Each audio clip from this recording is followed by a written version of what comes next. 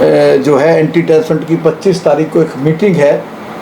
उस मीटिंग में हम राष्ट्र स्तर पे एक मुहिम छेड़ने जा रहे हैं कि जिस तरह 5 दिन से लगातार जम्मू कश्मीर में कैप्टन मेजर जवान शहीद हो रहे हैं, पाकिस्तान के खिलाफ अब भारत के प्रधानमंत्री को डू एंड डाई, करो और मरो वाली पॉलिसी अडॉप्ट करनी पड़ेगी। इस तरह हमारे माओं के बच्चों को शहादत का जाम हम कब तक पिलाए जाएंगे, ये एजेंडा हम पूरे देश में लेके जाएंगे। वहीं मैं राजनाथ सिंह जी को मिलके हमारी एक मांग रहेगी उनसे कि जिस तरह कारगिल के युद्ध में जो वहाँ शहीद हुए उस वक्त उनको, उनके परिजनों को पेट्रोल पंप गैस एजेंसियां मिली, इस तरह वहाँ वार डिक्लेयर करके वहाँ जो भी शहीद होता है, चाहे वो हरियाणा का है या किसी भी स्टेट का है, उसके परिवार को, माँ बाप को गैस एजेंसी मिले, और उसके परिवार में अगर उसकी वाइफ है शहीद की, उसकी माँ बाप हैं, बच्चे हैं, उन सबको बराबर की पेंशन मिले। 1 करोड़ रुपए से ज़्यादा, कम से कम 2 करोड़ रुपए की राशि को लेके हम राजनाथ सिंह जी से मांग करेंगे। और पूरे शहीद के परिवार का लालन पोषण, एजुकेशन, दवाई का सारा खर्चा केंद्र सरकार एक बिल लेके आए, उसके तहत जो है शहीद परिवारों को सम्मान मिले। आज बड़ा दुख हुआ कि हरियाणा सरकार की तरफ से ना तो शहीद प्रदीप नैन की 13वीं में हरियाणा सरकार का कोई मंत्री था, ना जिला जींद का कोई एक सिंगल प्रशासनिक अधिकारी था। बड़ा दुख हुआ, जिस शहीद ने भारत माता की रक्षा के लिए अपनी प्राण न्यौछावर करके वीरगति को प्राप्त हुआ, उसकी शहादत को मात्र 13 दिन में हरियाणा सरकार और जिला प्रशासन भूल गया। एंटी टेरर फ्रंट इसका विरोध करेगा और इसको लेके मुख्यमंत्री को भी मिलेगा। और वहीं मैं देश के गृह मंत्री से मांग करता हूं कि अमृतपाल सिंह जो खालिस्तान की मूवमेंट लेके आया था पंजाब में, जो डिब्रूगढ़ जेल में बंद है, जिसको एनएसए लगा के 1 साल और उसका एक्सटेंड कर दिया गया, मैं मांग करता हूं कि अमृतपाल सिंह की सदस्यता भंग की जाए, रद्द की जाए। और जिन अधिकारियों ने अमृतपाल सिंह को इलेक्शन कमीशन ऑफ इंडिया ने चुनाव लड़ने की अनुमति दी, उनके खिलाफ कॉग्निजेंस लिया जाए, एक्शन लिया जाए। ये वही अमृतपाल है जो जर्नैल सिंह भिंडरावाला की मुहिम लेके, जिस जर्नैल सिंह भिंडरावाला ने 90 सेना के जवानों को 1984 में ऑपरेशन ब्लू स्टार में शहीद किया, पंजाब के पुलिस अफसरों को शहीद किया। ये वही व्यक्ति था जर्नैल सिंह भिंडरावाला जो खालिस्तान की मूवमेंट लेके आया था। ये वही व्यक्ति था जर्नैल सिंह भिंडरावाला जिसने हिंदू सिख भाईचारे को खत्म किया। ये वही जर्नैल सिंह भिंडरावाला था जिसने पंजाब में निर्दोष हिंदुओं की हत्या की। ये वही जर्नैल सिंह भिंडरावाला था जिसने दरबार साहब की पवित्रता भंग की, दरबार साहब में हथियार इकट्ठे किए, मल मूत्र किया। तो इसको देश कभी माफ नहीं कर सकेगा। और उसी की कॉपी जो है अमृतपाल सिंह कर रहा था, वही तीर भिंडरावाला, और अमित शाह को धमकी दे रहा था कि तेरा हशर भी जो है अमित शाह की तरह होगा। और सबसे इंपॉर्टेंट बात जो मैं कैथल के पत्रकारों के माध्यम से बताना चाहता हूं कि अमृतपाल का एक वीडियो वायरल हुआ।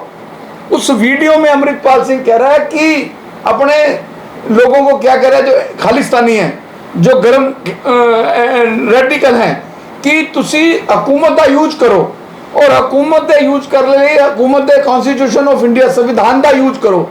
मैं संविधान नहीं मानता क्या, पर तुसी अपने बंदी सिक्का छुड़ाने संविधान का यूज करो। और जो व्यक्ति ये कह रहा है कि मैं संविधान में विश्वास नहीं रखता, वो संविधान की कसम लेता है, पार्लियामेंट में जाके उसको स्पीकर कसम दिलवाता है, और उसके बावजूद भी पार्लियामेंट के स्पीकर उसको शपथ दिला देते हैं जो ये कह रहा है कि मुझे संविधान में विश्वास नहीं है। ऐसा व्यक्ति अमृतपाल सिंह जैसा व्यक्ति अब पार्लियामेंट में बैठेगा, देश में बैठेगा, और एक आतंकवादी जो आईएसआई का एजेंट है, 2022 में मैंने कहा था इसको पाकिस्तान की फंडिंग है, पाकिस्तान के टेररिस्टों ने भेजा है। ऐसा व्यक्ति आज इस देश की, जिस देश को भगत सिंह ने आज़ादी दिलाई, जिस देश को उधम सिंह ने आज़ादी दिलाई, जिस देश को खुदीराम बोस ने आज़ादी दिलाई, जिस देश को अशफाक उल्लाह खान ने आज़ादी दिलाई, उस देश के तिरंगे को आज ये ललकार रहा है और संविधान को चुनौती दे रहा है। मैं आपके माध्यम से इस व्यक्ति की, जिसकी, और सबसे इंपॉर्टेंट बात मैं आपके माध्यम से, ये वही अमृतपाल सिंह है जो एमपी बनने के बाद जिसकी एनए 1 साल के लिए एक्सटेंड की गई। जब उसकी एनए 1 साल के लिए एक्सटेंड की गई, फिर उसको पंजाब सरकार ने, भगवंत मान सरकार ने पैरोल क्यों दी? 5 दिन की रशीद जो टेररिस्ट एक्टिविटी में बंद है, उसको 2 घंटे की पैरोल मिलती है ओथ लेने के लिए। और अमृतपाल सिंह को, जिसने पंजाब के अंदर पुलिस के ऊपर अटैक किया, संविधान को चुनौती दी, अमित शाह को चुनौती दी, उस अमृतपाल सिंह को 5 दिन की पैरोल दे दी गई, जिससे संविधान और देश से प्यार करने वाले लोग रो रहे हैं। ऐसे व्यक्ति की सदस्यता भंग की जाए। और अमृतपाल को मैं एंटी टेररिस्ट फ्रंट इंडिया की तरफ से मैं जिम्मेवारी से वीरेश शांडिल्य कहना चाहता हूं, ना अमृतपाल सिंह को जरनैल सिंह भिंडरावाला की सोच की मुहिम पंजाब में चलानी दी जाएगी, ना पंजाब में खालिस्तान बनने दिया जाएगा, ना पंजाब में आतंकवाद आने दिया जाएगा, ना पंजाब की सड़कों को फिर खून से लाल होने दिया जाएगा, ना पंजाब में निर्दोषों की हत्या होने दी जाएगी। इसके लिए एंटी टेररिस्ट फ्रंट इंडिया किसी भी कुर्बानी के लिए, किसी भी सेक्रीफाइस के लिए तैयार है। मैं वही वीरेश शांडिल्य हूं, जब सरदार बेंच सिंह के जिन हत्यारे टेररिस्ट जगतार सिंह हवारा ने जब बड़ैल जेल ब्रेक किया, देखिए इन्होंने पहले मुख्यमंत्री मारा, ये भी बब्बर खालसा के लोग हैं, ये भी खालिस्तानी है, जगतार सिंह हवारा, परमजीत सिंह ब्योरा जो इस टाइम दिल्ली तिहाड़ में बंद है। इन्होंने सरदार बेंच सिंह की चीफ मिनिस्टर की हत्या की, और हत्या करके इन्होंने 119 फुट की सुरंग जो है बुड़ैल जेल में खोद के भाग गए। इसका मतलब ये मास्टरमाइंड लोग हर वक्त देश को खंडित करने की साजिशें रचते हैं। उसके बाद ये दिल्ली तिहाड़ जेल गए। जब 2004 में इन्होंने बुड़ैल जेल ब्रेक किया, पहला मौका नहीं है जब वीरेश शांडिल्य आतंकवाद के खिलाफ आमने सामने हो रहा है। मैं बिना सुरक्षा के भी, आज मैं आतंकवादियों का टारगेट हूं, आज मैं खालिस्तानियों का टारगेट हूं, आज मुझे बब्बर खालसा के लोग मारना चाहते हैं, आज मुझे पाकिस्तान के हथियार स्मगलर मारना चाहते हैं। मैं अभी प्रदीप नैन की मां को बोल के कि मेरे लिए दुआ करना कि मेरी मौत भी जो है बम की गोली से या बम से आए या गोली से आए, मैं देश के लिए मरूं, मैं देश के लिए समर्पित रहूं, मैं भारत माता के लिए मेरी कुर्बानी निछावर हो। तो मैं बताना चाहता हूं कि 2004 में मैंने हाई कोर्ट में PIL फाइल की एंटी टेररिस्ट फ्रंट इंडिया की तरफ से कि इनको इसकी CBI जांच हो, जिसके ऊपर हाई कोर्ट ने बहुत बड़ा फैसला लिया। जब ये 2008 में आतंकवादी दिल्ली से चंडीगढ़ आते थे CGM कोर्ट में, तो इनका लाखों रुपए का खर्चा होता था, दिल्ली की सुरक्षा, हरियाणा की, चंडीगढ़ की, पंजाब की। तब मैंने इनकी VC शुरू करवाई तिहाड़ से, वे इनको बाई रोड ना लाए जब जेल से दौड़ सकते हैं। मेरी ये मुहिम जारी रहेगी, ना खालिस्तान को पैर पसारने देंगे, ना बब्बर खालसा को पैर पसारने देंगे। और मेरी पूरी मुहिम आतंकवाद के खिलाफ, खालिस्तान के खिलाफ जारी रहेगी।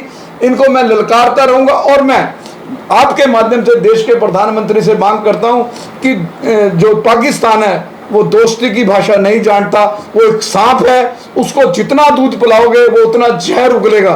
इसलिए पाकिस्तान गोली और बम की ही भाषा समझता है।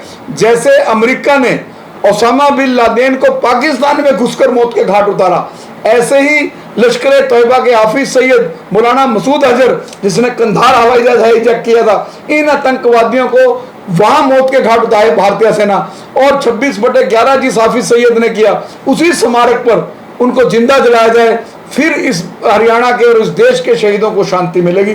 ये आज मेरी आपके माध्यम से मांग। अगर अमृतपाल सिंह को लोकसभा के स्पीकर ने पार्लियामेंट के अंदर आने की और चर्चा करने, शीतकालीन सत्र में शामिल होने की इजाजत दी, मानसून सत्र में आने की इजाजत दी, तो पार्लियामेंट के बाहर एंटी टेररिस्ट फ्रंट इंडिया प्रदर्शन करेगी और उस प्रदर्शन का जिम्मेवार केंद्र सरकार होगा।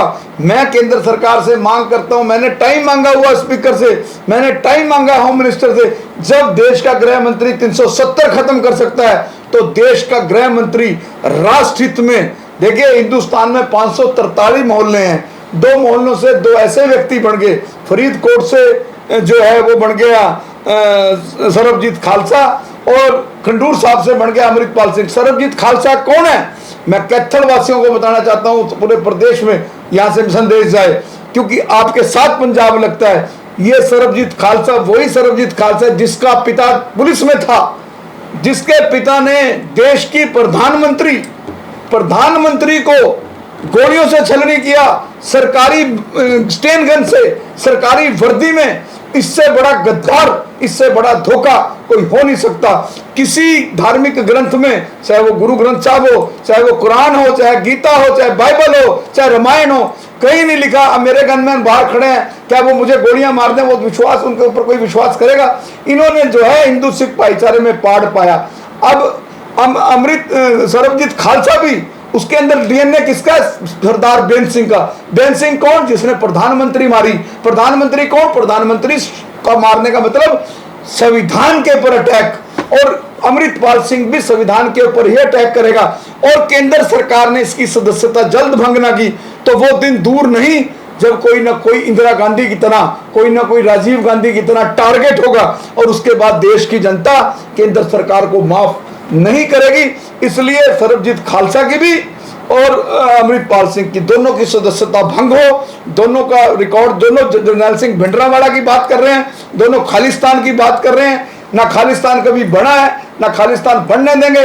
खालिस्तान हमारे खून पर बनेगा, हमारी लाश पर बनेगा। हाँ, सरबजीत खालसा में दम है और अमृतपाल सिंह में दम है। चलो हम इकट्ठी मुहिम चलाते हैं। मैं एंटी टेररिस्ट इंडिया का राष्ट्रीय अध्यक्ष वीरेश संडिला, जिम्मेवारी से मैं हथियार उठाने के लिए तैयार हूं। ननकाना साहब को, जो जहां पहली पातशाही गुरु नानक देव जी की जन्मस्थली है, उसको पंजाब में मिलाओ।